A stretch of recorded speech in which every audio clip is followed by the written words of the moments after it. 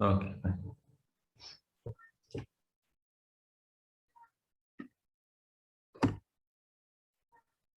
ఓం నమో భగవతే వాసుదేవాయ. ఓం నమో భగవతే వాసుదేవాయ. ఓం నమో భగవతే వాసుదేవాయ.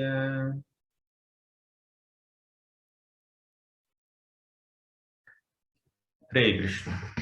భక్తులందరికీ స్వాగతం. అతి కొద్ది సమయంలోనే మనం శ్రీకృష్ణ జన్మాష్టమి వేడుకలను జరుపుకోబోతున్నాం. ఈ జన్మాష్టమి సందర్భంగా మనం శ్రీకృష్ణ భగవానుడి యొక్క గుణగణాల గురించి, ఆయన యొక్క లీలల గురించి ఒక గంట సేపు చర్చించుకుందాం. ఈరోజు నేను శ్రీమద్ భాగవతంలోని ఒక మంచి ఘట్టాన్ని వర్ణించడానికి ప్రయత్నిస్తాను. అది శ్రీకృష్ణ భగవానుడు బృందావనాన్ని విడిచిపెట్టి మథురలోకి ప్రవేశిస్తున్నప్పుడు ఆయన ఎంతో మంది వ్యక్తుల్ని కలుస్తాడనమాట. అలా ఎంతో మంది వ్యక్తుల్ని కలిసి వారితో ఆయన సంభాషిస్తున్నప్పుడు కానీ, వారి యొక్క ప్రేమతో ఆయన ప్రతిస్పందిస్తున్నప్పుడు కానీ మనం గమనిస్తే ఆయన మనకి ఎన్నో పాఠాలు నేర్పిస్తున్నాడు. ఆ శ్రీకృష్ణ భగవానుడి యొక్క మథుర ప్రవేశం గురించి మనం తెలుసుకుందాం. శ్రీకృష్ణ భగవానుడు అవతరించిందే మథురలో. మథురలోని కంసుడి యొక్క కారాగృహంలో జన్మించాడు, దేవకి వసుదేవుల యొక్క బిడ్డగా. కానీ కంసుడి యొక్క భయం వలన వసుదేవుడు శ్రీకృష్ణ భగవానుణ్ణి ఈ మథుర నుంచి వృందావనానికి తరలించాడు అనమాట, రాత్రికి రాత్రి. అంటే కంసుడి యొక్క భయం వల్ల అని మనం ఖచ్చితంగా చెప్పలేము, ఎందుకంటే భగవంతుడికి భయం ఎక్కడ ఉంటుంది చెప్పండి. కానీ ఈ నెపంతో, కంసుడి భయం నెపంతో భగవంతుడు బృందావనంలో కొన్ని లీలలు చేయడం కోసం బృందావనానికి వెళ్ళాడనమాట. అంటే భగవంతుడే వసుదేవుణ్ణి వేడుకున్నాడు, లేదంటే ఆదేశించాడు. ఏమని? నన్ను బృందావనానికి తీసుకువెళ్ళి అక్కడ విడిచిపెట్టు. అక్కడ ఒక దశాబ్దం పాటు, ఒక 10 సంవత్సరాలు అక్కడ బృందావనంలోని వ్రజవాసులు అందరితోనూ నేను కొంచెం లీలలు చేస్తాను. గోపకులతోనూ, గోపికలతోనూ, ఆవులతోనూ, దూడలతోనూ కాసేపు ఒక 10 ఏళ్ల పాటు నేను అక్కడ లీలలు చేసి మళ్ళీ మథురానికి ప్రవేశిస్తాను అన్న ఉద్దేశంతో భగవంతుడు శ్రీకృష్ణుడు వసుదేవుడితో అన్నాడంటే నన్ను అక్కడికి తీసుకెళ్ళమని అని చెప్పాడు అనమాట. సరే, బృందావనాలకు ప్రవేశించి భగవంతుడు శ్రీకృష్ణుడు యశోదామాతతో, నంద మహారాజుతో, తర్వాత బలరాముడితో, తర్వాత రోహిణీమాతతో, తర్వాత ఎంతో మంది గోపికలతో, ఎంతో మంది గోపకులతో, ఆవులతో, దూడలతో, ఎద్దులతో యమునా నదీ తీరాన బృందావనంలోని 12 గొప్ప వనాల మధ్యలో ఆయన ఎన్నెన్నో గొప్ప గొప్ప లీలల్ని కొనసాగించాడనమాట. అలా ఒక దశాబ్దం పాటు ఆయన లీలలు జరిపాడు. ఆ తరువాత, ఒక దశాబ్దం తరువాత ఏం జరిగిందంటే, నారదముని ఈ కంసుడి దగ్గరికి వచ్చి, నువ్వు దేవకి యొక్క 8వ సంతానం ఎవరా, నిన్ను సంహరించే శక్తి గల ఆ బాలకుడు ఎవరా అని 10 సంవత్సరాలు బట్టి వెతుకుతూనే ఉన్నావు. ఎప్పుడో 10 ఏళ్ల క్రితం వసుదేవుడు నీ చేతిలో ఒక బాలికని పెట్టి, ఈ బాలికే నా 8వ సంతానం అని నీకు చెప్పాడు. కానీ నిన్ను వాళ్ళు మోసం చేశారు. వారికి కలిగింది బాలిక కాదు, వసుదేవుడికి దేవకికి కలిగినది వారి యొక్క 8వ సంతానం, ఒక బిడ్డ, ఒక బాలకుడు. ఆ బాలకుడి పేరు శ్రీకృష్ణుడు. ఆ శ్రీకృష్ణుడు ఇప్పుడు ప్రస్తుతం నందమహారాజు యొక్క భవనంలో పెరుగుతున్నాడు, బృందావనంలో, యశోదామాత యొక్క తనయుడిగా. ఈ విషయం నీకు తెలియదు, నిన్ను మోసగించారు వాళ్ళు. రాత్రికి రాత్రి వసుదేవుడు నీకు ప్రమాణం చేసినా కూడా, పుట్టిన ప్రతి బిడ్డని నీకు అప్పగిస్తాను అని ప్రమాణం చేసినా కూడా, ఆ వసుదేవుడు నిన్ను మోసం చేసి తన 8వ సంతానమైనటువంటి శ్రీకృష్ణుణ్ణి బృందావనానికి తరలించి నీ చేతిలో ఒక బాలికను తీసుకొచ్చి పెట్టాడు. ఆ బాలిక ఎవరికి పుట్టింది? యశోదామాతకి పుట్టింది.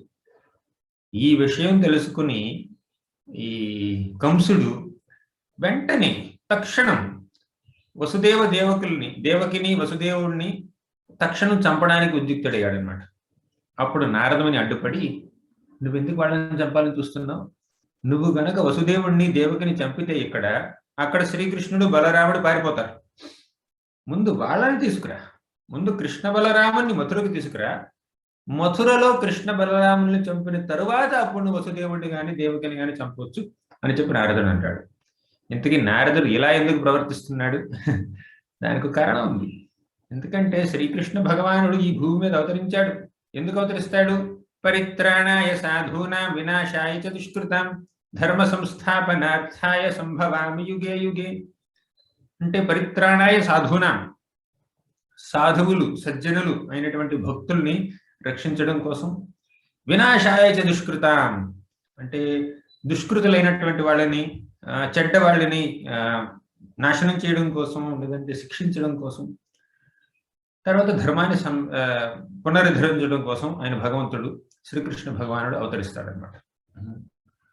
అలా శ్రీకృష్ణ భగవానుడు అవతరించాడు ఈ భూమి మీద. కానీ ఆయన బృందావనంలోకి వెళ్ళి అక్కడ తన భక్తులైనటువంటి వ్రజవాసులతో ఎన్నెన్నో లీలలు జరపడంలో పూర్తిగా నిమగ్నం అయిపోయాడు. అంటే అక్కడుండి కూడా దుష్ట సంహారం చేశాడు అనుకోండి.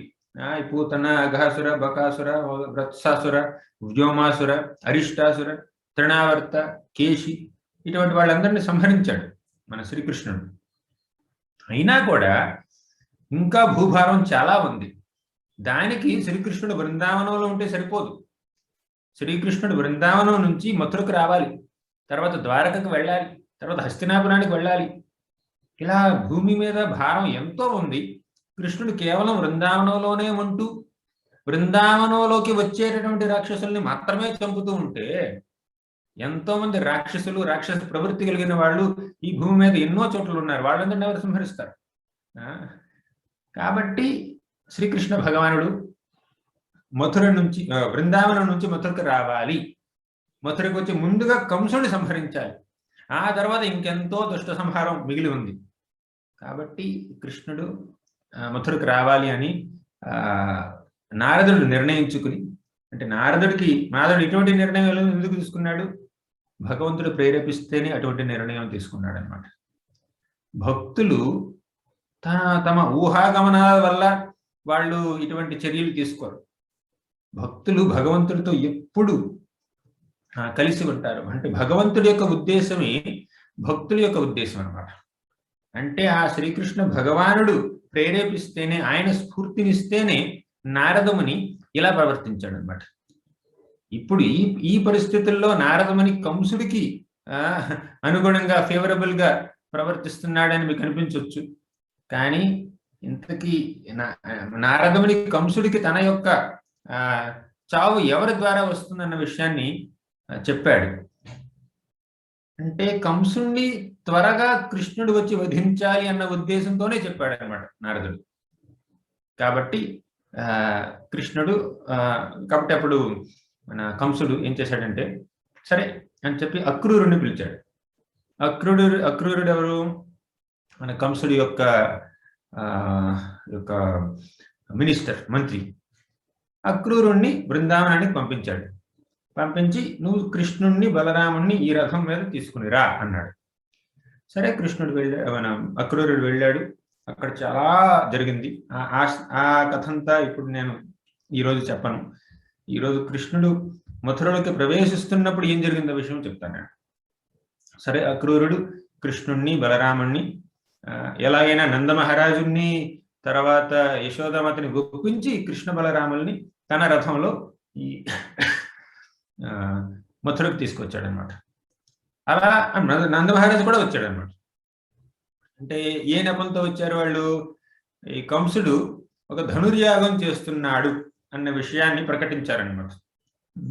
అంటే ఎప్పుడో మూలపడిపోయి ఉన్నటువంటి ఆ ధనుస్సుని, శివధనుస్సుని మళ్ళీ వెలికి తీసి కంసుడు దాని పేరు మీద ఒక యాగం చేస్తున్నాడు అన్న విషయాన్ని మథురలో ప్రకటించారు.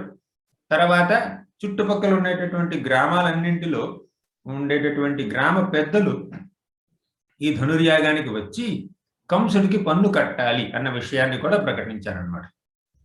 సో ఈ ప్రకటన మేరకు ఈ నంద మహారాజు పన్ను కట్టడం కోసం బృందావనానికి వెళ్ళాడు, అంటే మథురకు వెళ్ళాలి. కానీ కేవలం నంద మహారాజు ఇంకా కొంతమంది గ్రామ పెద్దలు మాత్రమే కాదు, వారందరితో పాటు శ్రీకృష్ణ బలరాముల్ని కూడా తీసుకుని రావాలి అన్న ఆదేశాన్ని కంసుడు అక్రూరుడి ద్వారా పంపించాడు అనమాట బృందావనానికి.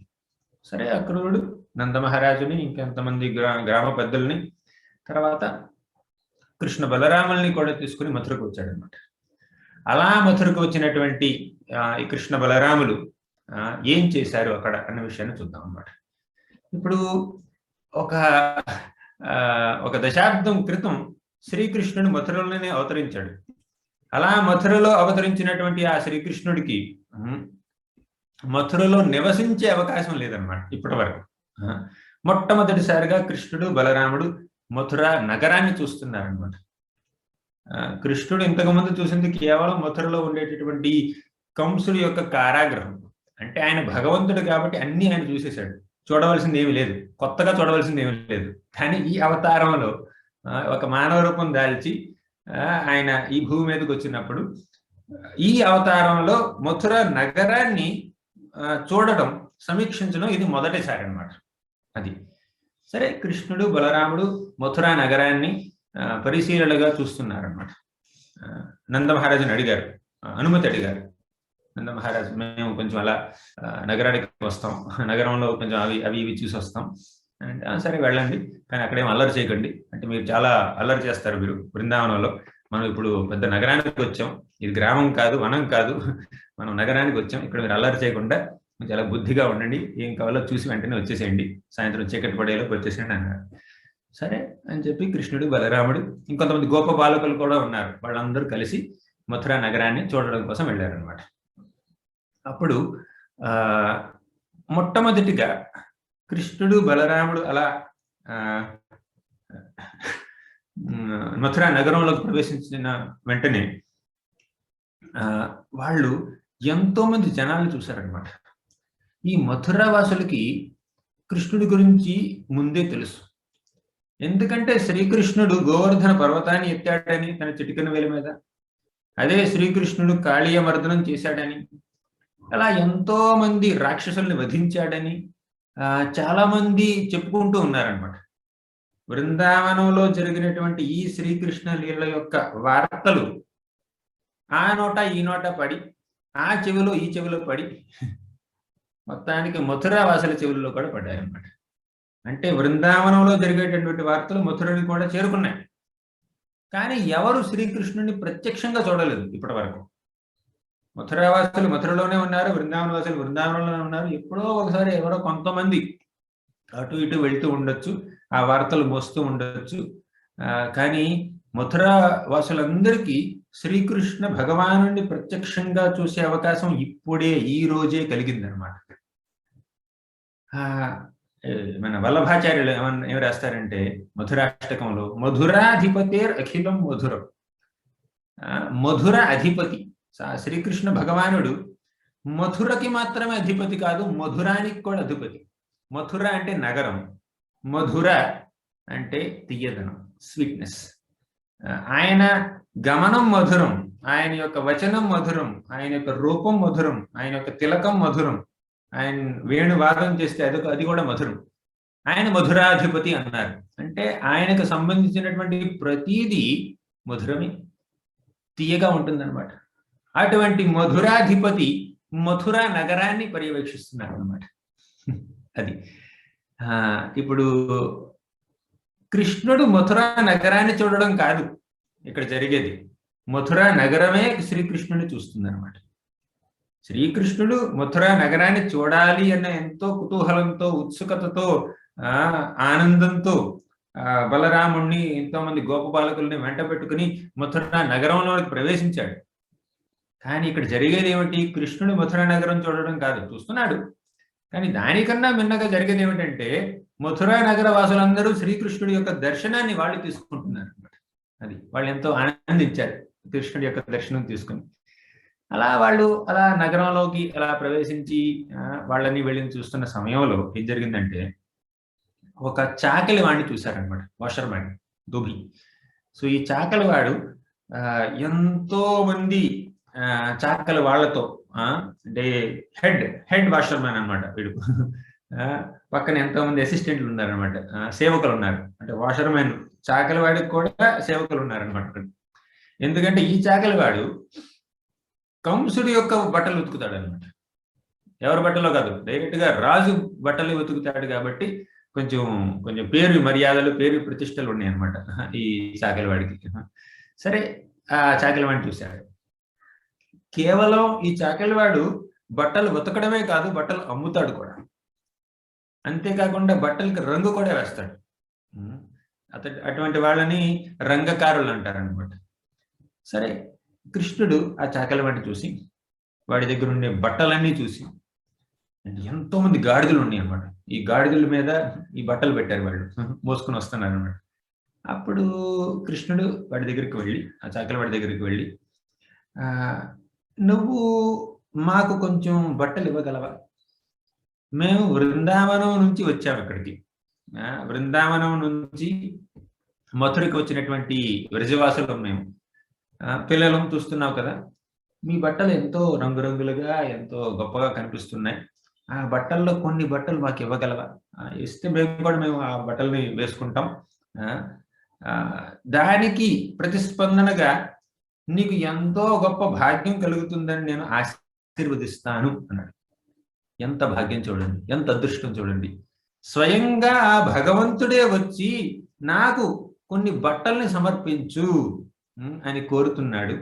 అలా నువ్వు గనక బట్టలు నాకు సమర్పిస్తే నీకు ఎన్నో వరాలు ఇస్తానని స్వయంగా చెప్తున్నాడు అనమాట. మనం అప్పుడప్పుడు గుడికి వెళ్ళి మనం కొన్ని వస్త్రాలని భగవంతుడికి సమర్పిస్తాం అనమాట. ఆ పూజారి గనక మన వస్త్రాన్ని తీసుకుని భగవంతుడికి అర్పిస్తే అది ఎంతో ఆనందం కలిగిస్తుంది మనకి. ఎందుకంటే భగవంతుడికి వస్త్రాలని, పుష్పాలని, ఫలాలని అలా అర్పించడంలో భక్తులు ఎంతో ఆనందాన్ని చూస్తారు అనమాట. అంటే మేము చేసినటువంటి ఈ ఆఫరింగ్స్ అనమాట, మా నివేదన భగవంతుడికి చేరుకుంది అన్న విషయం వల్ల భక్తులు ఎంతో ఆనందిస్తారు. కానీ ఇక్కడ భగవంతుడే స్వయంగా వచ్చి నాకు కొన్ని బట్టలు ఇవ్వు అని అడుగుతున్నాడు. నువ్వు మాకు బట్టలు ఇస్తే నేను నీకు ఎన్నో వరాలు ఇస్తానని కూడా ఆయన ప్రమాణం చేస్తున్నాడు. కానీ ఇతడేమన్నాడంటే, ఈ చాకలివాడు, మీరు గ్రామవాసులు, ఎటువంటి చదువు సంధ్య లేనటువంటి, ఎటువంటి సంస్కారం, కల్చర్, ప్రవర్తన లేనటువంటి మీరు, గ్రామంలో నివసించే మీరు నగరంలో ఒక గొప్ప మహానగరమైనటువంటి ఈ మథురా నగరంలోకి ప్రవేశించి ఆ రాజదుస్తుల్ని మీరు కావాలని కోరుతారా? ఎంత గర్వం మీకు! నేను మీకు రాజదుస్తులు ఇవ్వలేను. ఒకటి, ఇవి రాజదుస్తులు, రాజుగారి యొక్క చాకలివాడిగా ఆయన దుస్తులు, అంటే రాజ కుటుంబానికి సంబంధించినటువంటి దుస్తుల్ని మీకు నేను ఇవ్వలేను అని ఎంతో పొలైట్ గా చెప్పడం ఓకే, సబబే. కానీ అవమానించాడనమాట. ఈ చాకలివాడు కృష్ణుణ్ణి, బలరాముణ్ణి, గోపకుల్ని, పూర్తిగా బృందావన గ్రామవాసుల్ని అవమానించాడనమాట. ఎటువంటి ఒక పద్ధతి పాడు లేనటువంటి మీరు రాజదుస్తులు ధరించడానికి మీరు అర్హుల? మీకు అర్హత లేదన్నాడు అనమాట. ఈ విధంగా ఎన్నో ఎన్నో విధాలుగా ఈ చాకలివాడు ఎంతో బిగ్గరగా, ఎంతో కోపంగా, ఎంతో పరుషంగా అవమానించి మాట్లాడాడు అనమాట. ఇంత అవమానించాల్సిన అవసరం లేదు, అది పబ్లిక్ లో అందరి ముందే అవమానించాడు అనమాట. అప్పుడు శ్రీకృష్ణుడు, నన్ను ఇలా అవమానిస్తావా అని చెప్పి కేవలం తన యొక్క వేళ్లతోనే చాకలివాడి యొక్క శిరస్సుని తన శరీరం నుంచి వేరు చేశాడు అనమాట. అంటే శిరస్సుని ఖండించేశాడు ఈ చాకలివాడు. ఆ చాకలివాడి యొక్క శిరస్సుని కృష్ణుడు ఖండించాడు అనమాట. అప్పుడు మిగిలిన చాకలివాళ్ళు, గాడిదలు అవన్నీ పారిపోయినాయి, బట్టలు అక్కడే వదిలేశాయి. అప్పుడు కృష్ణుడు, బలరాముడు, తర్వాత ఈ గోపికలందరూ ఆ బట్టలు తీసుకుని వారికి నచ్చినటువంటి దుస్తుల్ని వాళ్ళు ధరించారనమాట. సో ఇక్కడ విషయం ఏమిటంటే, కృష్ణుడు ఈ చాకలివాడి దగ్గర బట్టలు అడిగాడు, కానీ చాకలివాడు ఇవ్వలేదు. కృష్ణుడు దౌర్జన్యంగా లాక్కున్నాడా బట్టల్ని? కాదే. ఇప్పుడు కృష్ణుడి యొక్క ప్రవర్తన చూడండి, ఎంతో మర్యాదగా అడిగాడు అనమాట. మాకు కొన్ని బట్టలు కనుక నువ్వు ఇస్తే అవి మేము ధరిస్తాం, పిల్లలు మేము, నీకు వరాలు ఇస్తాం అని కృష్ణుడు అన్నాడు. అంటే కృష్ణుడు అన్న మాట చూడండి, ఆ చాకలివాడు అన్న మాట చూడండి, ఎంత అవమానకరంగా మాట్లాడాడు చాకలివాడు. కాబట్టి కృష్ణుడు అతన్ని శిక్షించాడు. ఇంతకీ ఈ చాకలివాడు ఎవరు? ఈ చాకలివాడు రామావతారంలో శ్రీకృష్ణుడు రాముడి యొక్క రూపం ధరించి వచ్చినప్పుడు అయోధ్యలో అక్కడ చాకలివాడు అనమాట. గర్గ సంహిత మనకు చెప్తుంది విషయం. అప్పట్లో ఈ చాకలివాడు సీతాదేవిని నిందించాడు అనమాట, రాముణ్ణి కూడా నిందించాడు. శ్రీరాముడు సీతాదేవితో నివసిస్తున్నాడే, సీతాదేవి ఇంకెవరి ఇంట్లోకి వెళ్ళి ఒక సంవత్సర కాలం పాటు ఆ సీతాదేవి రావణాసురుడి యొక్క ఇంట్లో ఉంది. అటువంటి సీతాదేవిని తీసుకొచ్చి ఈ రాముడు ఏలుకుంటున్నాడే అని నిందించాడు అనమాట. అది ఎంత గొప్ప అపరాధం! సీతాదేవిని ఎంత పతివ్రత అయినటువంటి, అంత మహాతల్లినే నిందించినటువంటి, పాపం చేసినటువంటి ఈ చాకలివాడు మళ్ళీ ఇంకో జన్మలో కూడా చాకలివాడిగానే పుట్టి ఇప్పుడు కృష్ణుడిని నిందించాడు అనమాట. ఇక్కడ అప్పుడు సీతాదేవుడు నిందించాడు, సీతారాముల యొక్క విరహానికి కారకుడయ్యాడు. అంటే సీతారాములు విరహంలో ఉన్నా కూడా వారు విప్రలంభ రసాన్ని ఆస్వాదిస్తున్నారు. విరహంలో కూడా వారికి ఇంకొక రకమైనటువంటి ఆనందం కలుగుతుంది అనమాట, ఆధ్యాత్మిక ఆనందం కలుగుతుంది. అది వేరే విషయం. కానీ ఈ చాకలివాడు చేసిన మాత్రం తప్పు. అప్పుడు సీతాదేవిని నిందించాడు, ఇప్పుడు ఈ రాముని, మన కృష్ణుడిని, బలరాముని నిందిస్తున్నాడు అనమాట. అప్పుడు సీతాదేవి, అప్పుడు కృష్ణుడికి ఏమనిపించిందంటే, సరే ఈ చాకలివాడు, ఎంత మలినమైనటువంటి మనసుని కలిగినటువంటి ఈ చాకలివాడు ఇప్పుడు మళ్ళీ ఇక్కడికి వచ్చాడు, సరే నేను ఈ చాకలివాడిని విముక్తుని చేస్తాను, ముక్తి ప్రసాదిస్తాను అని చెప్పి కృష్ణుడు ఆ చాకలివాడిని సంహరించి ఆ చాకలివాడికి ముక్తిని ప్రసాదించాడు అన్నమాట. అది కేవలం తన యొక్క ముని వేళ్ల వల్లనే ద్వారానే చంపేశాడు అనమాట. అది ఇప్పుడు కృష్ణుడు, బలరాముడు ఇలా, అంటే కృష్ణుడికి ఓ పెద్ద పెద్ద ఆయుధాలతో అవసరం లేదు. ఆయుధాలు వాడి నేను సంహరించాలి రాక్షసుల్ని అన్నటువంటి నియమమే లేదు. ఆయన కేవలం తన యొక్క చేతి ద్వారానే చంపేయవచ్చు. 10 ఏళ్ల బాలుడికి చేతిలో ఎంత శక్తి ఉంటుంది చెప్పండి. అది చేతి వల్ల కాదు, కేవలం చేతి వేళ్ళు, ఈ ముని వేళ్ళతో ఇలా అన్నాడు అనమాట, చనిపోయాడు. అది కేవలం మరణం కాదు, ముక్తి. మరణం ప్రసాదించాడు, కానీ అది యాక్చువల్లీ ముక్తి ప్రసాదించాడు అనమాట. సో ఈ విధంగా ఈ చాకలివాడికి ఈ చాకలి బతుకు నుంచి విముక్తుని చేసిన తర్వాత కృష్ణుడు, బలరాముడు అలా కాస్త ముందుకు వెళ్ళారనమాట. అప్పుడు ఒక బట్టలు నేసేవాడు చూడండి, అతను కనిపించాడు అనమాట. సరే ఈ బట్టలు నేసేవాడిని చూసి శ్రీకృష్ణుడు, బలరాముడు ముందుకు వెళ్ళారు. వెళ్తే అతనే స్వయంగా వచ్చి ఎంతో ప్రేమతో, ఎంతో మర్యాదతో టైలర్ మంచి ఆభరణాలని శ్రీకృష్ణుడికి సమర్పించాడు అనమాట. అంటే ఒక మంచి దుకూలాన్ని, ఒక వస్త్రాన్ని, తర్వాత ఆభరణాలు, అంటే వస్త్రాలతో చేసినటువంటి ఆభరణాలు ఉంటాయి. ఇప్పుడు కేవలం బంగారం, వెండితో చేసినటువంటి ఆభరణాలే కాకుండా కొన్ని వస్త్రాలతో కూడా దాని మీద కొంచెం మణులు అక్కడక్కడ పొదిగి అటువంటి ఆభరణాలు ఉంటాయి అన్నమాట. అటువంటి ఆభరణాలు శరీరానికి ఎంతో మెత్తగా అనిపిస్తాయి అన్నమాట. బంగారంతో చేసినటువంటి నగలు అయితే కొంచెం గట్టిగా ఉండవచ్చు, కానీ ఇది చాలా మెత్తగా సాఫ్ట్గా ఉంటాయి అన్నమాట శరీరానికి.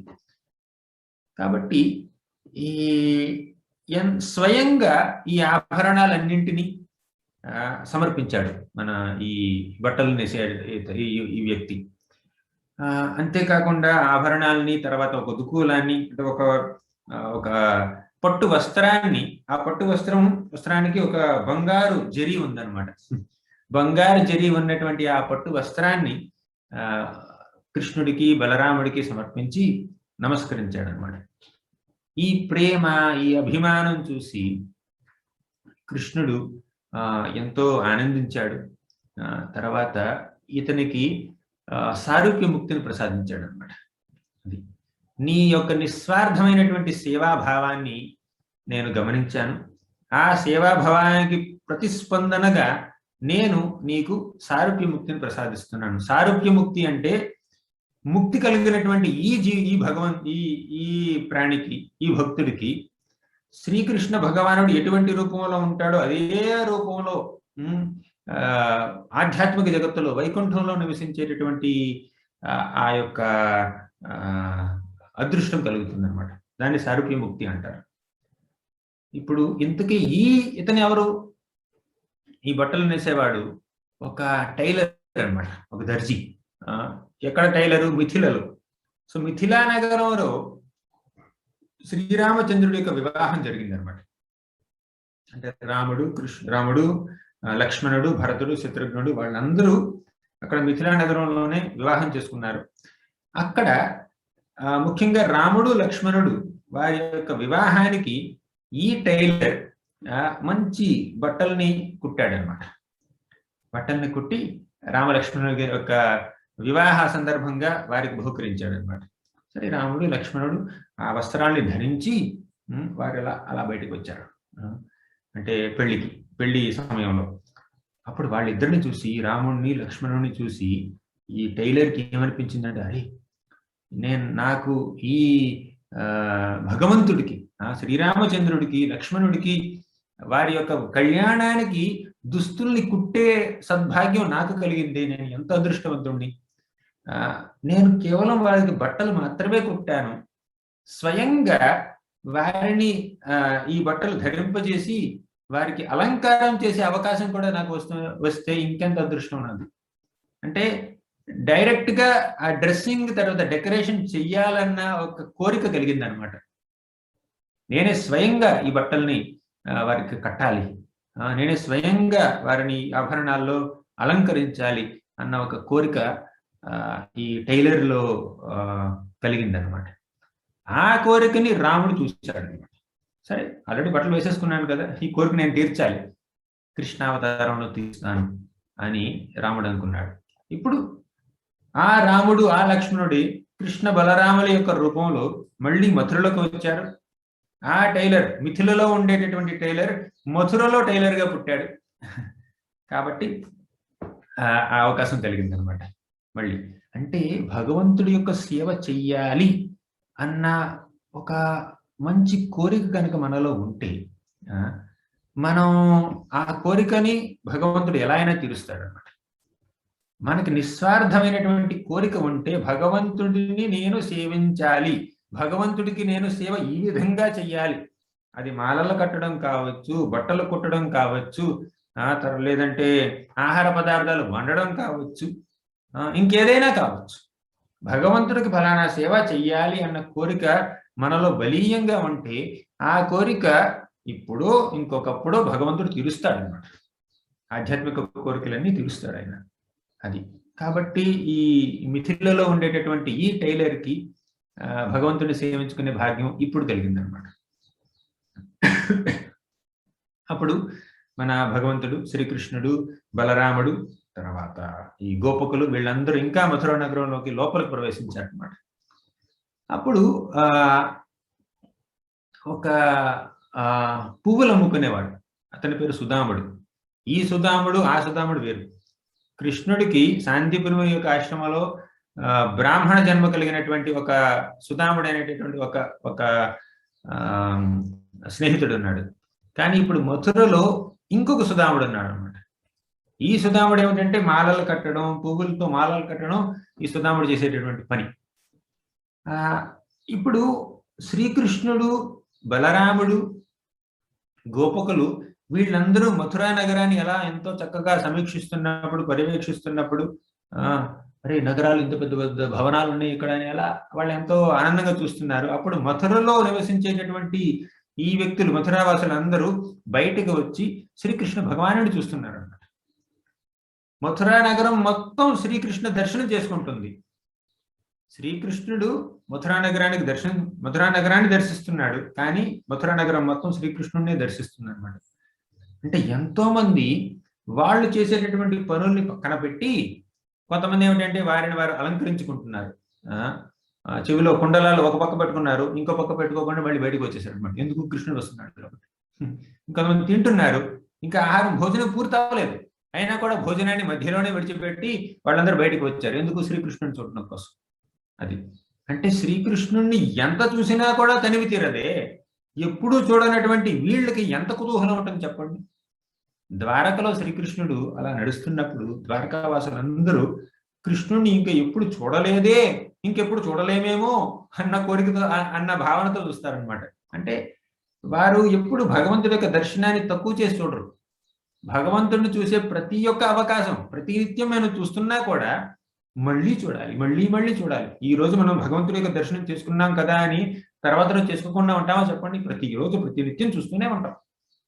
నిత్యం నిరీక్షమాణానాం యదపి ద్వారకౌకసాం న వితృప్యంతి దృశః శ్రియో ధామాంగమచ్యుతం. నిత్యం నిరీక్షమాణానాం, ప్రతి నిత్యం ద్వారకావాసులు శ్రీకృష్ణ భగవానుని చూస్తున్నా కూడా యదపి ద్వారకౌకసాం న వితృప్యంతి దృశః, వారి యొక్క కళ్ళు తృప్తిని పొందవు. శ్రియో ధామాంగమచ్యుతం, ఆ అచ్యుతుడి యొక్క ధామం, ఆ అచ్యుతుడి యొక్క ధామం అన్ని అందాలకి, ఒక అచ్యుతుడి యొక్క శరీరం అన్ని అంగాలకి, అన్ని అందాలకి ఒక ధామం ఉంటుంది అనమాట. శ్రియో ధామాంగం అచ్యుతం. శ్రియ అంటే అందాలు, తర్వాత ధామ అంటే అందాలు ఉండేటటువంటి ప్రదేశం, అంగం అచ్యుతం అంటే శ్రీకృష్ణుడి యొక్క దేహం అన్ని అందాలకి నెలకొలువు అనమాట. అంటే ఈ సృష్టిలో ఉండేటటువంటి అందమంతా ఆ శ్రీకృష్ణుడి యొక్క రూపంలోనే ఉందన్నమాట. ఆ శ్రీకృష్ణుడి యొక్క రూపాన్ని దర్శించడం కోసం మథురావాసులు కానీ, ద్వారకావాసులు కానీ, బృందావన వాసులు కానీ అందరూ ఎంతో కుతూహలంతో ఎప్పుడు కృష్ణుని ఎప్పుడు చూడకపోయినా, ఎప్పుడు చూస్తూనే ఉన్నా వారి తనివి తీరదనమాట. వారు చూడాలనే అనుకుంటారు ఎప్పుడు. అది బోర్ కొట్టదనమాట. ఇలా ఒక మంచి శ్లోకం ఉంది మన ఇందులో, బృందావనంలో గోపికలు శ్రీకృష్ణు యొక్క రూపాన్ని ఎలా చూస్తారన్న విషయం గురించి. ఆ శ్లోకం ఏమిటంటే, గోప్యాః తపః కిమచరన్ యదముష్య రూపం లావణ్య సారమసమోర్ధ్వమనన్య సిద్ధం దృగ్భిః పిబంత్యనుసవాభినవం దురాపం ఏకాంత ధామ యశః శ్రియ ఐశ్వర్యస్య. గోప్యాః తపః కిమచరన్ యదముష్య రూపం. మథురావాసులు అందరూ గోపికల్ని కీర్తిస్తున్నారనమాట. ఏమిటంటే మథురావాసులకు ఏమనిపించిందంటే, అరే ఇంత దివ్యమంగళ విగ్రహాన్ని, ఇంత అందమైనటువంటి, ఇంత సౌందర్యానికి నెలకొలమైనటువంటి ఈ శ్రీకృష్ణుడి యొక్క రూపాన్ని ఇప్పటి వరకు మనం చూడలేదే, ఇప్పటి వరకు మనం చూడనే లేదు ఆ భగవంతుడి యొక్క రూపాన్ని. కానీ గోపికలు, బృందావనంలో నివసించేటటువంటి గోపికలు ఈ శ్రీకృష్ణ సందర్శన భాగ్యాన్ని ప్రతినిత్యం పొందుతున్నారనమాట. వారు ఎంత గొప్ప తపస్సు చేసి ఉండాలి. అంటే తపస్సు చేస్తే భగవంతుని చూడటం సాధ్యం కాదు, అది జస్ట్ అలా అంటుంటారు అనమాట. గోప్యాః తపః కిమచరన్ యదముష్య రూపం అంటే ఎంత గొప్ప తపస్సు చేస్తే వారికి ఎటువంటి అవకాశం కలిగింది. గోప్యాః తపః కిమచరన్ యదముష్య రూపం. ఇంతకీ ఈ రూపం యొక్క లక్షణాలు ఏమిటి? 6 లక్షణాలు ఉన్నాయి అన్నమాట. శ్రీకృష్ణుడి యొక్క రూపానికి రూపం ఎంత గొప్పదో మనకి చెప్పడానికి 6 విషయాలు చెప్తారు అన్నమాట ఈ మథురావాసులు. 1, లావణ్య సారం, అంటే లావణ్యానికి సారం, అంటే అందం యొక్క సారం అంతా భగవంతుడిలోనే ఉందన్నమాట. ఎసెన్స్ ఆఫ్ ఆల్ లవ్లీనెస్, లావణ్య సారం. అసమోర్ధం, అంటే శ్రీకృష్ణ భగవానుడి రూపం కంటే గొప్పదైనటువంటి రూపం లేనే లేదు. లావణ్య సారం, అసమోర్ధం. 3, అనన్య సిద్ధం, అంటే ఇంతకీ ఆ శ్రీకృష్ణ భగవానుడికి ఎంత అందమైనటువంటి రూపం ఎక్కడ కలిగింది? అనన్య సిద్ధం, అంటే ఆయన ఎక్కడి నుంచో సంపాదించలేదు ఈ అందాన్ని. ఈ అందం ఆయనలో శాశ్వతంగా ఉంటుందన్నమాట. అంటే కేవలం ఆయన అందగాడు మాత్రమే కాదు, ఈ సృష్టిలో ఉండేటటువంటి ప్రతి అందానికి మూలం ఆయనే. ఏదైనా ఈ సృష్టిలో మనకి అందంగా కనిపిస్తుంది అంటే అది కేవలం శ్రీకృష్ణ భగవానుడి యొక్క కృప వల్లే. శ్రీకృష్ణ భగవానుడితో సంబంధం లేకుండా ఏది అందంగా కనిపించదు అన్నమాట. అనన్య సిద్ధం. 4వది దృగ్భిః పిబంతి అనుసవ అభినవం. మన దృష్టితో, మన కళ్ళతో ఆ భగవంతుడి యొక్క రూపాన్ని మనం ఆస్వాదిస్తే ఎంత ఆస్వాదించినా కూడా తనివి తీరదనమాట. అంటే బోర్ కొట్టదు. ఎంత భగవంతుడి యొక్క రూపాన్ని, దివ్య మంగళ విగ్రహాన్ని మనం ఎంత చూసినా కూడా అనుసవ అభినవం, కొత్త కొత్తగా కనిపిస్తుంది అనమాట. ఎప్పుడు ఫ్రెష్గా కనిపిస్తాడు అనమాట, ఎంతో కొత్తగా కనిపిస్తుంది అనమాట. 4వది దురాపం, 5వది దురాపం. అంటే ఆ శ్రీకృష్ణ భగవానుడి యొక్క దర్శనం అంత సామాన్యంగా లభించదు మనకి. అది చాలా అరుదుగా లభిస్తుంది. అందుకే దాన్ని దురాపం అన్నారు. ఇక 6వ విషయం ఏమిటంటే ఏకాంత ధామ యశః శ్రియ ఐశ్వర్యస్య. ఆ భగవంతుడి యొక్క రూపం ఏకాంత ధామం. యశస్సుకి, శ్రీ అంటే బ్యూటీ, అందానికి, యశస్సుకి, అలా అన్ని రకాల లక్షణాలకి ఆ భగవంతుడి యొక్క దివ్యమంగళ రూపం, విగ్రహం నెలకొలువు అన్నమాట. అది. సో ఇలా 6 లక్షణాలు శ్రీకృష్ణ భగవానుడి యొక్క రూపాన్ని గురించి 6 లక్షణాలు చెప్పారు మథురవాసులందరూ. అలా చెప్తూ గోపికల యొక్క అదృష్టాన్ని పొగిడారు వాళ్ళు. గోపికలు ఎంతో అదృష్టం చేసుకున్నారు. ఎంత పుణ్యం చేసుకోకపోతే వారికి నిత్యం, ప్రతినిత్యం భగవంతుడి యొక్క దర్శనం చేసుకునే సద్భాగ్యం కలుగుతుంది అని వాళ్ళు ఎంతో అభినందించారు గోపికలు. ఈ విధంగా మథురా నగరంలో ఉండేటటువంటి ప్రజలందరూ శ్రీకృష్ణుణ్ణి చూడాలి అని ఎంతో ఉత్సుకతతో బయటికి వస్తుంటే ఒక్క సుదాముడు మాత్రం బయటికి రాలేదు. తన ఇంట్లోనే ఉన్నాడు. ఈ సుదాముడు పువ్వులతో మాలలు కట్టేటటువంటి ఈ సుదాముడు ఇంట్లోనే కూర్చున్నాడు. ఏం చేస్తున్నాడు? ఒక పుష్పమాలని కడుతున్నాడు అనమాట. అంటే మాల తయారు చేయడంలో ఆయన పూర్తిగా నిమగ్నం అయిపోయి శ్రీకృష్ణ భగవానుడే మథుర నగరానికి వచ్చాడన్న విషయాన్ని కూడా మర్చిపోయాడు అనమాట. అది ఎందుకు? ఆ శ్రీకృష్ణ భగవానుడి పట్ల ఎంతో ప్రేమ ఉంది ఆయనకి. కృష్ణుడి కోసమే ఈ మాల తయారు చేస్తున్నాడు అనమాట. కానీ కృష్ణుడు బయట ఉన్నాడు, కృష్ణుడి దగ్గరికి రాలేదు. మాల తీయడంలో పూర్తిగా నిమగ్నం అయిపోయాడు. అప్పుడు కృష్ణుడికి ఏమనిపించిందంటే ఈ చుట్టుపక్కల పరిసరాల్లో, మథురా నగరంలో సుదాముడు అనేటటువంటి ఒక వ్యక్తి ఉండాలి.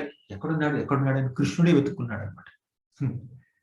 ఇప్పుడు ఈ మథురా వాసులందరూ చాలా వరకు కృష్ణుడి గురించి విన్నారు అంతే. ఇంతకు ముందు కృష్ణుడు కలిసినటువంటి టైలర్ ఉన్నటువంటి వీవర్, బట్టలు కొట్టే అతనికి కూడా కృష్ణుడి గురించి వినడం మాత్రమే అనుభవం, ఎప్పుడు చూడలేదు. కానీ ఈ సుదాముడు మాత్రం కృష్ణుడిని చూశాడు. ఎందుకు చూశాడు? ఎలా చూశాడు? ఈ సుదాముడు అలా అప్పుడప్పుడు మంచి మంచి అరుదైనటువంటి పుష్పాలని సేకరించడం కోసం ఈ సుదాముడు చుట్టుపక్కల గ్రామాలకు కూడా వెళ్తూ ఉంటాడు అనమాట. చేసేది పువ్వుల వ్యాపారం కదా, కాబట్టి మథురలోకి పెరిగినటువంటి పువ్వులు మాత్రమే కాదు, చుట్టుపక్కల గ్రామాల నుంచి కూడా పువ్వులు తీసుకొచ్చి మాలలు కడుతూ ఉంటాడు అనమాట. అలా పువ్వులు సేకరించే నిమిత్తం ఒకసారి బృందావనానికి కూడా వెళ్ళాడు. అక్కడి నుంచి పువ్వులు కోస్తున్నప్పుడు కృష్ణుడు చూశాడు ఒక దూరం నుంచి. కృష్ణుడి యొక్క దివ్యమంగళ విగ్రహం ఆయన మనసులో అలా స్థిరపడిపోయింది. కృష్ణుడి పట్ల ప్రేమని అప్పుడే సంపాదించేశాడు. ఈ సుదాముడు కృష్ణుడిని చూసినటువంటి అనుభవం కలిగిన వాడు అనమాట. అలా ఈ సుదాముడు ఇప్పుడు కృష్ణుడు మథురకు వస్తున్నాడు అన్న విషయం తెలుసుకొని కృష్ణుడి కోసం ఒక మంచి మాల కట్టాలి, ఎంతో ప్రత్యేకమైనటువంటి మాల కట్టాలి. ఈ మాలలో అత్యంత ఉన్నతమైనటువంటి పుష్పాలను నేను పెట్టాలి అని ఎంతో ఆనందంగా పుష్పాలు కడుతూ ఉన్నాడు, అంటే మాల కడుతూ ఉన్నాడు. ఇలా మాల కట్టడంలో నిమగ్నం అయిపోయినటువంటి ఈ సుదాముడికి బయటికి వచ్చి కృష్ణుణ్ణి చూడాలన్న విషయం కూడా మనసులో తట్టలేదు. అప్పుడు కృష్ణుడే సుదాముడు చూడడానికి ముందుకు వచ్చాడు అనమాట. ఇప్పుడు మనం ఈ సందర్భంలో మనం గమనించవలసినటువంటి విషయం, నేర్చుకోవలసినటువంటి పాఠం ఏమిటంటే, ఎప్పుడైతే భక్తుడు భగవంతుడిని సేవించాలి అని ఎంతో బలీయమైనటువంటి కోరిక కలిగి ఉంటాడో, ఎప్పుడైతే భక్తుడు భగవంతుడి యొక్క సేవ చేయడంలో పూర్తిగా నిమగ్నమైపోయి ఉంటాడో అప్పుడు భగవంతుడే స్వయంగా ఆ భక్తుడిని చూడడానికి ముందుకు వస్తాడనమాట. ఇప్పుడు సుధాముడు కృష్ణుని వెతుక్కుంటూ వెళ్ళలేదు మాల అర్పించడం కోసం.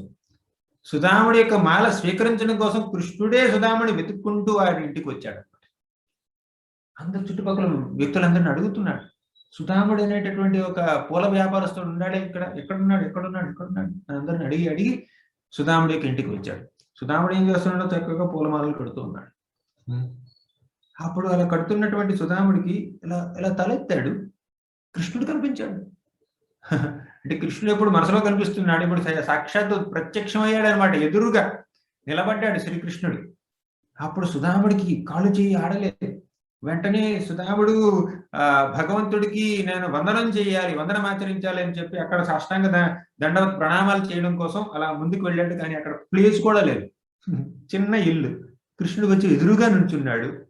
సుధాముడికి కాస్తన్న స్థలం లేదు కాబట్టి జస్ట్ సాష్టాంగ దండవత్ చేయకుండా అలా అలా అలా వంగాడు అనమాట. అంతే, నమస్కారం చేశాడు అంతే. హాఫ్ దండవత్, నాట్ ఫుల్ దండవత్. అలా చేసి అలా నిలబడ్డాడు.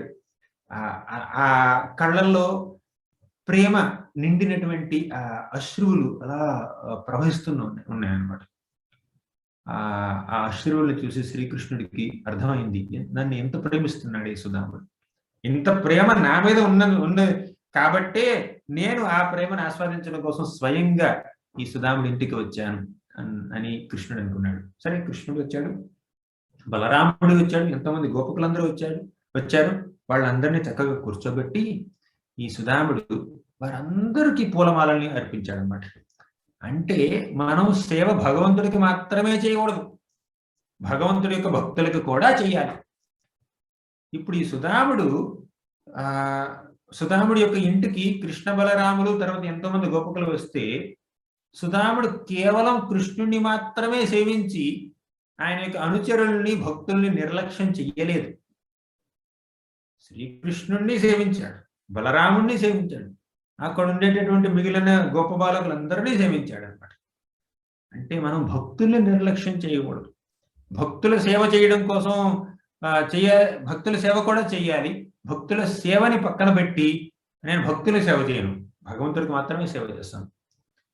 భక్తులకు సేవ చేస్తే భగవంతుడు ఎక్కువ ఆనందిస్తాడు, భగవంతుడికి సేవ చేస్తే భగవంతుడు ఆనందిస్తాడు, కరెక్టే. కానీ భక్తులకు సేవ చేస్తే భగవంతుడు ఇంకా ఎక్కువ ఆనందిస్తాడు అన్నమాట. ఇప్పుడు సుధాముడు ఎంతో సువాసనలు వెదజల్లుతున్నటువంటి అందమైనటువంటి పుష్పాలు ఉండేటటువంటి ఈ మాలల్ని తన భక్తులందరికీ తనకు సమర్పించాడు కాబట్టి శ్రీకృష్ణుడు ఎంతో ఆనందించాడు అన్నమాట. అది ఇప్పుడు ఈ సుధాముడు ఏమన్నాడంటే, తాం ఆజ్ఞాపయితం భృత్యం కిమహం కరవాణివాం పుంసో అతి అనుగ్రహో ఏష భవద్భిర్యన్నియుజ్యతే.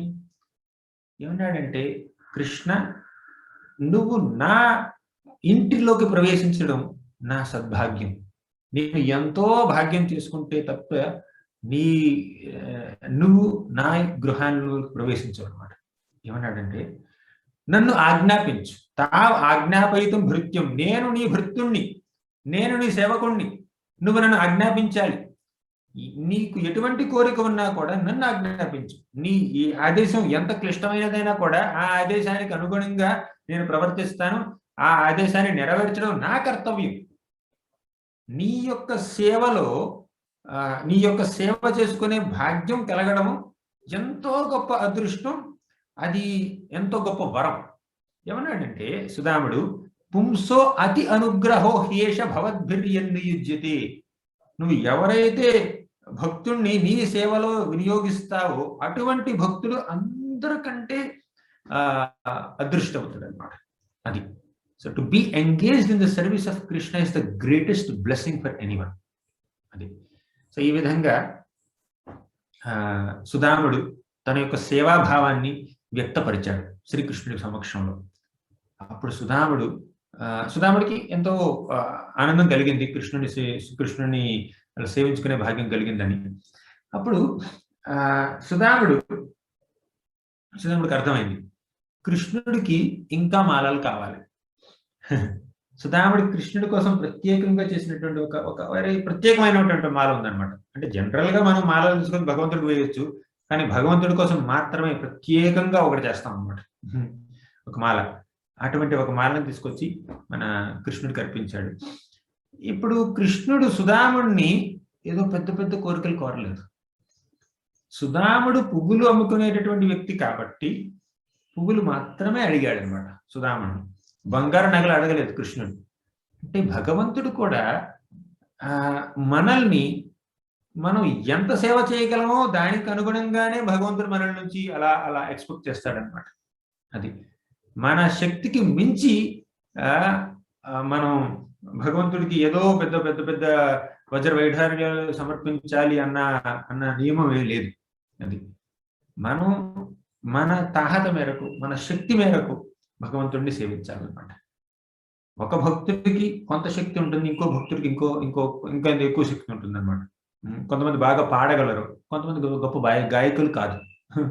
కొంతమందికి బాగా డబ్బు ఉంటుంది, వారు ఎంతో గొప్ప గొప్ప సేవలు చేయొచ్చు. కొంతమంది పేదవాళ్ళు ఉంటారు. అయినా కృష్ణ ఏమంటాడు? పత్రం పుష్పం ఫలం తోయం యోమే భక్త్యా ప్రయచ్చతి తదహం భక్తి ఉపహృతం అశ్నామి ప్రయతాత్మనః. పత్రం పుష్పం ఫలం తోయం. ఎంత పేదవాడైనా కూడా ఒక పత్రాన్ని, తులసి పత్రాన్ని సమర్పించుకోవచ్చు. పుష్పం, ఒక చిన్న పువ్వుని సమర్పించుకోవచ్చు. కొని సమర్పించాల్సిన అవసరం లేదు. అలా బయట పెరుగుతూనే ఉండి, ఎన్నో చెట్లు పెరుగుతుండి, ఆ చెట్టుకి ఒక చిన్న పువ్వు, పెద్ద కాస్ట్లీ ఎక్స్పెన్సివ్ పువ్వు అవసరం లేదు, ఒక చిన్న పువ్వు తీసుకొచ్చి ప్రేమతో భగవంతుడికి సమర్పించాలి. పత్రం పుష్పం ఫలం, ఒక పండు, తోయం, ఏది లేకపోతే కాస్త నీళ్లు ఫ్రీగానే దొరుకుతాయి కదా చాలా వరకు. సరే, కనీసం నీళ్లు సమర్పించినా కూడా చాలు భగవంతుడికి. కానీ ముఖ్యమైనది ఏమిటి? భక్తి. యోమే భక్త్యా ప్రయచ్చతి. అంటే భక్త్యా ప్రయచ్చతి అంటే భక్తితో సమర్పిస్తే భగవంతుడు స్వీకరిస్తాడు. అంటే మన భక్తి నిస్వార్థమైనదని మనకి ఎలా తెలుస్తుంది? చూడండి, ఇక్కడ కృష్ణుడు ఎంతో సరైనటువంటి పదాలు వాడాడు. యోమే భక్త్యా ప్రయచ్చతి తదహం భక్తి ఉపహృతం. మళ్ళీ భక్తి అన్న మాటను పెట్టాడు అక్కడ 3వ లైన్లో కూడా. తదహం భక్తి ఉపహృతం. ఉపహృతం అంటే ఉపహారం అంటే ఒక గిఫ్ట్. మనం భగవంతుడికి బహుకరం చేస్తున్నాం అనమాట, బహుమతి ఇస్తున్నాం. పత్రం కానీ, పుష్పం కానీ, ఫలం కానీ, తోయం కానీ ఒక బహుమానంగా, ఒక ఉపహారంగా మనం భగవంతుడికి సమర్పిస్తున్నాం. ఎప్పుడైతే ఎవరికైతే మనం ఉపహారం ఇస్తాము, లేదంటే ఒక గిఫ్ట్ ఇస్తాము, మళ్ళీ తిరిగి వాళ్ళు నాకు ఇది ఇలా చెయ్యాలి, ఇది నాకు ఇవ్వాలని మనం ఎక్స్పెక్ట్ చేయమన్నమాట. అంటే మనం ఎక్స్పెక్ట్ చేసేది గిఫ్ట్ కాదు, ఉపహారం అనరు దాన్ని. మనం ఎప్పుడైతే ప్రతిఫలాన్ని ఆశిస్తున్నామో అది ఉపహారం కాదు. తదహం భక్తి ఉపహృతం అన్నాడు భగవంతుడు. అంటే నిస్వార్థంగా, అంటే ఎటువంటి ప్రతిఫలాన్ని ఆశించకుండా నిస్వార్థంగా మనం భగవంతుడికి సేవ చేస్తే ఆ సేవతో ఆయన ఎంతో ఆనందిస్తాడన్నమాట. ఆ సేవ పత్రం పుష్పం ఫలంతో కూడా కావచ్చు, ఎంత చిన్నదైనా కూడా పర్వాలేదు, కానీ ప్రతిఫలం ఆశించకూడదు. చాలా మంది చాలా ఇవ్వచ్చు భగవంతుడికి, కానీ వారు పేరు ప్రతిష్టలు ఆశించవచ్చు, లేదంటే ఇంకేదైనా ఆశించవచ్చు, లేదంటే డబ్బు, లేదంటే పరపతి, తర్వాత పరీక్షల్లో మంచి ర్యాంకు, లేదంటే లాటరీ టికెట్ కావాలి, లేదంటే మంచి ఇల్లు కావాలి, కారు కావాలి, బంగ్లా కావాలి, ఇలా ఎన్నెన్నో కోరికలతో రావచ్చు. ఆ కోరికలు తీర్చుకోవడం కోసం వాళ్ళు 1 కొబ్బరికాయ కొట్టొచ్చు, 100 కొబ్బరికాయలు కొట్టొచ్చు, 1000 కొబ్బరికాయలు కొట్టొచ్చు. కానీ భగవంతుడు ఏమంటున్నాడు? నువ్వు ఇన్ని కొబ్బరికాయలు కొట్టడం కాదు విషయం, అక్కడ భక్తితో సమర్పించు, నిస్వార్థ భావనతో సమర్పించు. ఏం సమర్పించినా, ఒక పత్రాన్ని సమర్పించినా కూడా నేను స్వీకరిస్తాను. సుధాముడు ఎటువంటి ప్రతిఫలాన్ని ఆశించకుండా భగవంతుడికి తన దగ్గర ఉన్నదంతా సమర్పించేశాడు. ఏముంది? పువ్వులు ఉన్నాయి అంతే. ఆ పువ్వులతో మాలలు కట్టాడు, మాలనే భగవంతుడికి ఇచ్చేశాడు. రిటర్న్ ఏం కావాలి? డబ్బులు అడగల, బిల్లు కూడా ఇవ్వలే. గార్లెండ్తో పాటు బిల్లు కూడా ఇవ్వలేదు కృష్ణుడికి. సమర్పించాడు. నా దగ్గర ఉన్నది స్వీకరించు, నీ దగ్గర ఉన్నది నేను స్వీకరించాను, నా దగ్గర ఉన్నది నీకు ఇస్తాను అని భగవంతుడు సుధాముడికి ఏం వరం కావాలి అది కోరుకో, నీకు ఏ వరం కావాలన్నా కూడా నేను ఆ వరాన్ని నీకు ప్రసాదించడానికి నేను సన్నద్ధుడుగా ఉన్నాను, ఏం కావాలంటే అది కోరుకో అన్నాడు. అప్పుడు సుధాముడు ఎంతో తెలివైన వాడు కాబట్టి సుధాముడు ఏం కోరుకున్నాడో తెలుసా? ఏమన్నాడంటే, సోపి వవ్రే చలాం భక్తిం తస్మిన్ ఏవాఖిలాత్మని తద్భక్తేషు చ సౌహార్దం భూతేషు చ దయాం పరాం. సోపి వవ్రే అచలాం భక్తి. అచలాం భక్తి అంటే చంచలం లేనటువంటి భక్తి. కృష్ణ, నువ్వు నన్ను వరాలు కోరుకోమని చెప్పావు. నేను కోరుకునే వరాలు ఏమిటో తెలుసా? ఏమిటంటే, నాకు అచలమైనటువంటి భక్తి కావాలి, అంటే చంచలం కానటువంటి భక్తి కావాలి. అంటే నాకు నీ పట్ల ఉండేటటువంటి ప్రేమ, అభిమానం, సేవాభావం ఎప్పుడు నేను కోల్పోకూడదు. అది చంచలం కాకూడదు. శాశ్వతమైనటువంటి భక్తి కావాలి నాకు. శాశ్వతంగా నేను నిన్ను మాత్రమే సేవించాలి. ఇటువంటి భక్తి కావాలి. తస్మిన్ ఏవాఖిలాత్మని. ఇది మొదటి కోరిక. రెండవ కోరిక ఏమిటో తెలుసా? తద్భక్తేషు చ సౌహార్దం. నీ భక్తులందరితోనూ సుహృద భావాలతో నేను ఇంటరాక్ట్ అవ్వాలి. అంటే భక్తుల్ని ప్రేమించేటటువంటి ఆ మనస్తత్వం కూడా నాకు కావాలన్నమాట. అంటే భగవంతుడి పట్ల భక్తి, భక్తుల పట్ల స్నేహం.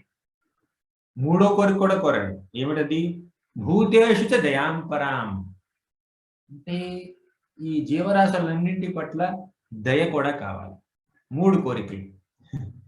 ఒకటి, భగవంతుడి పట్ల అచలమైనటువంటి భక్తి. రెండు, భక్తులందరి పట్ల స్నేహం. మూడు, అందరి పట్ల దయ. సాధారణమైనటువంటి జీవరాశులందరి పట్ల దయ.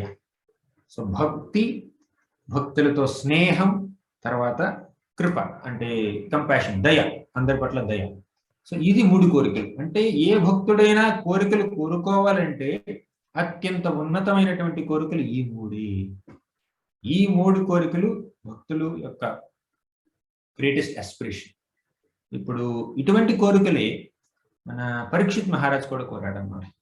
పరీక్షిత్ మహారాజు ఏం కోరాడంటే, పునశ్చ భూయా భగవత్యనంతే రతి ప్రసంగశ్చ తదాశ్రయేషు మహత్సు యాం యాం ఉపయామి సృష్టి మైత్ర్యస్తు సర్వత్ర నమో ద్విజేభ్యః. పునశ్చ భూయా భగవత్యనంతే. ఓ కృష్ణ, ఓ భగవంతుడా, నన్ను శపించారు.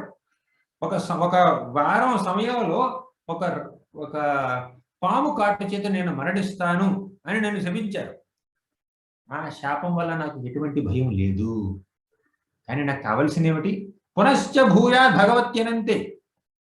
మళ్ళీ నేను గనక ఇంకో జన్మ ఎత్తాలంటే, అంటే మళ్ళీ ఇంకో జన్మ ఎత్తడానికి నాకు ఎటువంటి అభ్యంతరం లేదు.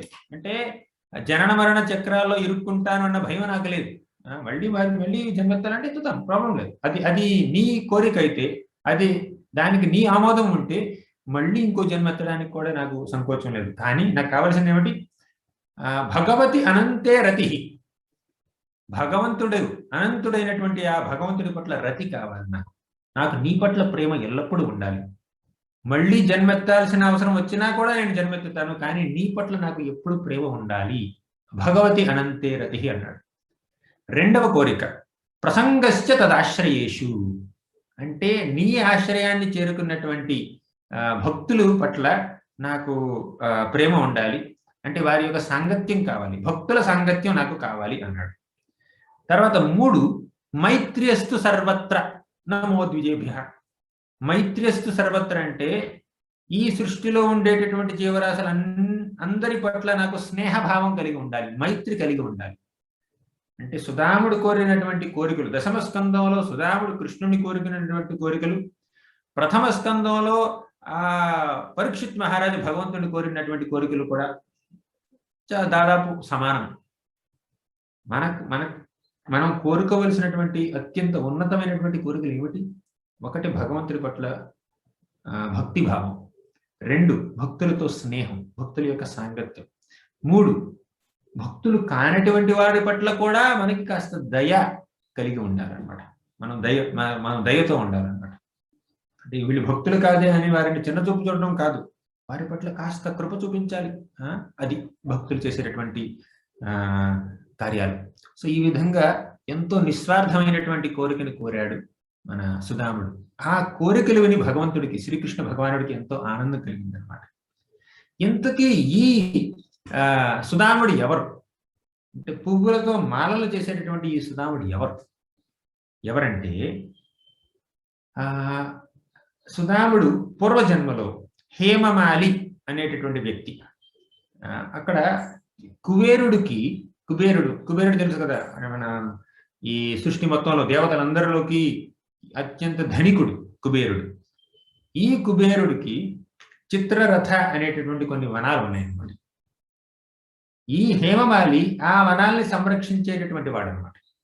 అంటే కుబేరుడి యొక్క చిత్రరథ ఉద్యానవనాలని సంరక్షించేటటువంటి ఒక వ్యక్తి హేమమాలి. ఈ హేమమాలి ఎంతో శాంతవంతంగా ఉంటాడు, ఎంతో మంచివాడు. అంటే భక్తుల పట్ల, తర్వాత సాధువుల పట్ల ఎంతో మర్యాదతో ప్రవర్తించుకునేటటువంటి వ్యక్తిత్వం కలిగినటువంటి వాడు. అంతేకాకుండా భగవంతుడి పట్ల భక్తి కూడా ఉంటుందన్నమాట. అప్పుడు ఒక 5000 సంవత్సరాల పాటు ఈ హేమమాలి శివుణ్ణి 300 తామర పువ్వులతో సేవించాడు అనమాట, కలువ పువ్వులతో సేవించాడు. అలా శివుణ్ణి సేవించాడు. అప్పుడు శివుడు ఇలా 5000 సంవత్సరాల తర్వాత హేమమాలి ముందుకు వచ్చి, నువ్వు నన్ను ఎంతో భక్తితో సేవిస్తున్నావే, ఇంతకీ నీ కోరిక ఏమిటి? కోరిక ఏమిటంటే హేమమాలి ఏం కోరాడంటే, శివ, నువ్వు వైష్ణవులందరిలోకి గొప్పవాడివి, వైష్ణవానం యథాశంభవం అన్నారు చూడండి. అంటే ఆ శివుడు వైష్ణవులందరిలోకి గొప్పవాడు కాబట్టి నాకు శ్రీకృష్ణ భగవానుడిని చూసేటటువంటి ఆ అవకాశాన్ని నాకు కల్పించు. అంటే శ్రీకృష్ణ భగవానుడి యొక్క సందర్శన భాగ్యం నాకు కలగాలి అని నన్ను దీవించు, ఇదే నా కోరిక, ఇంకేం అవసరం లేదు అన్నాడు. సరే, శ్రీకృష్ణ మన శివుడు దీవించాడు అనమాట.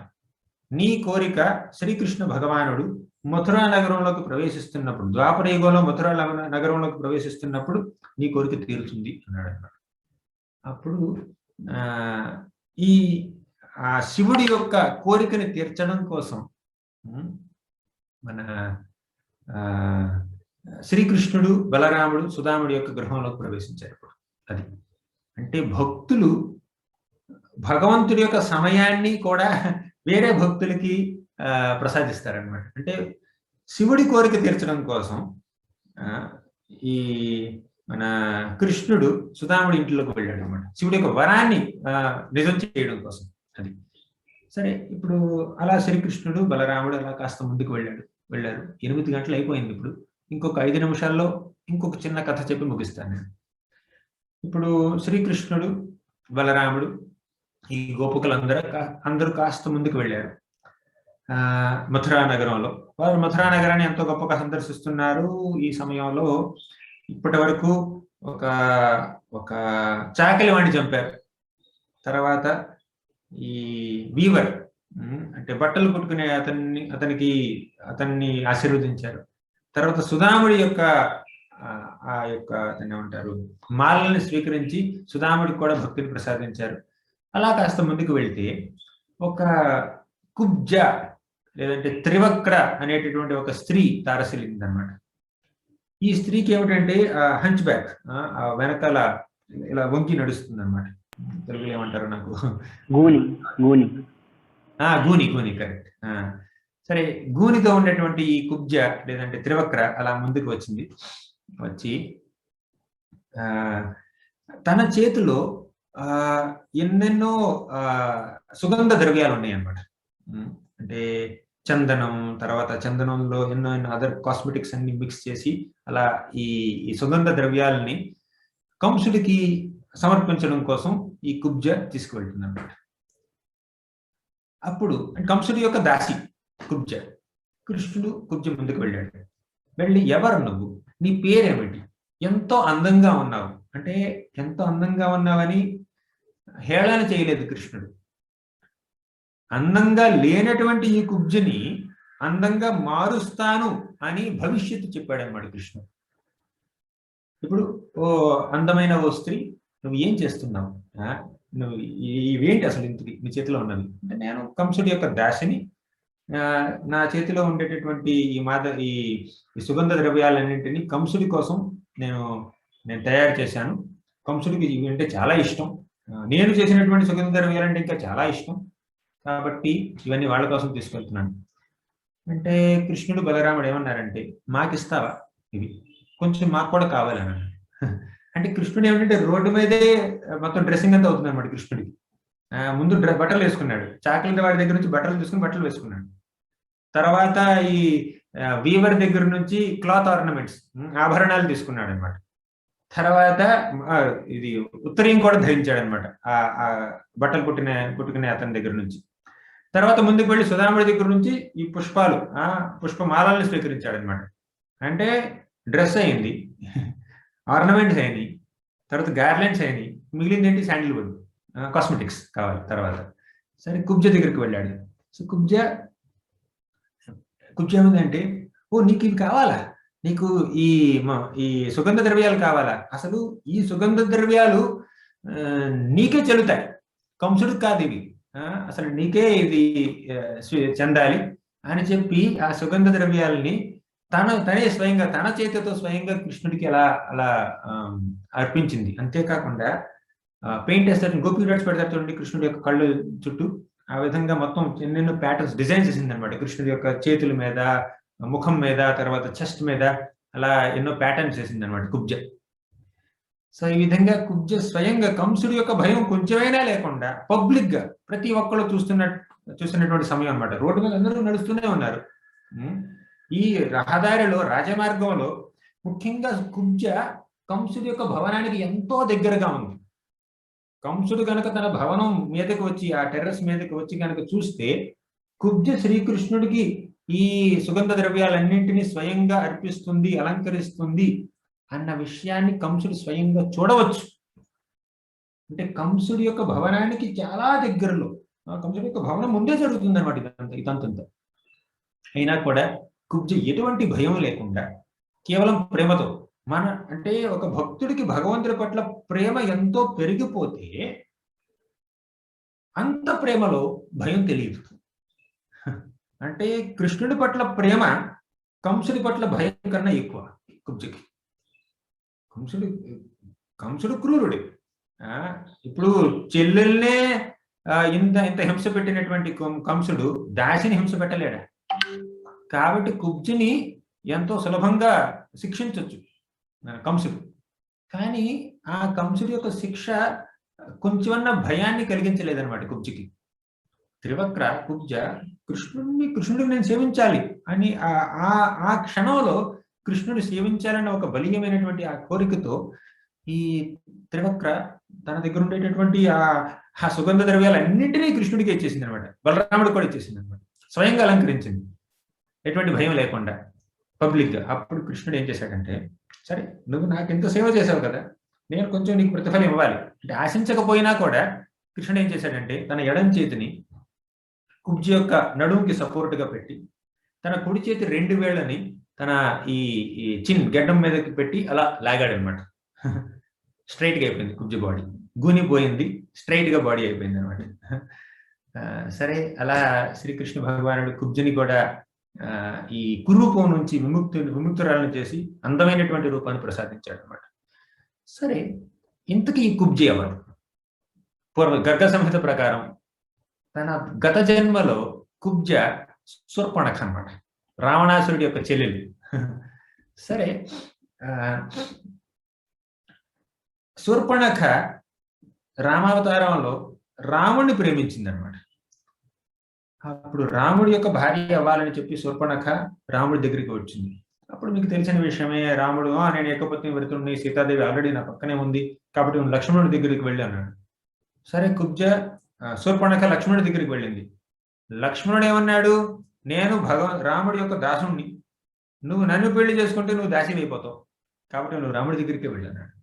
సరే రాముడి దగ్గరికి మళ్ళీ వెళ్తే అలా వాళ్ళు ఆడుకుంటున్నారు ఈ అన్నదమ్ములు అని చెప్పి శూర్పణఖకి అనిపించి, వీటన్నింటికి కారణం సీతాదేవి అని చెప్పి సీతని సంహరించడం కోసం ఈ శూర్పణఖ ముందుకు వెళ్ళింది అనమాట. అప్పుడు లక్ష్మణుడు వచ్చి ఈ శూర్పణఖ యొక్క ముక్కుని చెవుల్ని కోసేశాడు. అప్పుడు శూర్పణఖ ఎంతో నిరుత్సాహపడింది. అప్పుడు పుష్కర తీర్థానికి వెళ్ళి అక్కడ శూర్పణఖ 10,000 సంవత్సరాలు తపస్సు చేసిందనమాట శివుడిని మెప్పించడం కోసం. అప్పుడు శివుడు 10,000 సంవత్సరాల తర్వాత శూర్పణఖ ఎదురుగా ప్రత్యక్షమై అడిగాడు, ఏం కావాలి నీకు అని. ఏమందంటే, ఆ శ్రీరామచంద్రుడు నాకు భర్తగా కావాలి అంతే.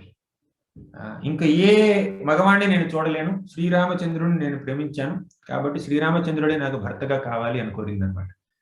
అప్పుడు శివుడు అన్నాడంటే, అటువంటి కోరిక శ్రీరామచంద్రుడు తీర్చలేడు, కానీ నీ కోరిక ఎంతో బలీయంగా ఉంది కాబట్టి ఆ భగవంతుడు ద్వాపర యుగంలో శ్రీకృష్ణుడిగా అవతరించినప్పుడు అప్పుడు నువ్వు త్రివక్రగా జన్మించు, అప్పుడు శ్రీకృష్ణ భగవానుడు నీ కోరిక తీరుస్తాడు అని శివుడే అలా అలా దీవించాడు అనమాట. సరే, ఇప్పుడు ఆ కోరిక తీరింది అనమాట. సో మన కుబ్జ ఎంతో అందంగా తయారైంది. తర్వాత వెంటనే కృష్ణుడిని ఇంట్లోకి ఆహ్వానించింది. సరే, నేను కంసుని కొంచెం చంపేసిన తర్వాత వస్తాను మీ ఇంటికి అని చెప్పి కృష్ణుడు అలా దారి మళ్లించాడు కుబ్జని. తర్వాత మళ్ళీ వచ్చాడు కూడా. అంటే కంసుని చంపిన తర్వాత ఉద్ధవుడితో పాటు శ్రీకృష్ణుడు కుబ్జ యొక్క ఇంటికి వచ్చాడు.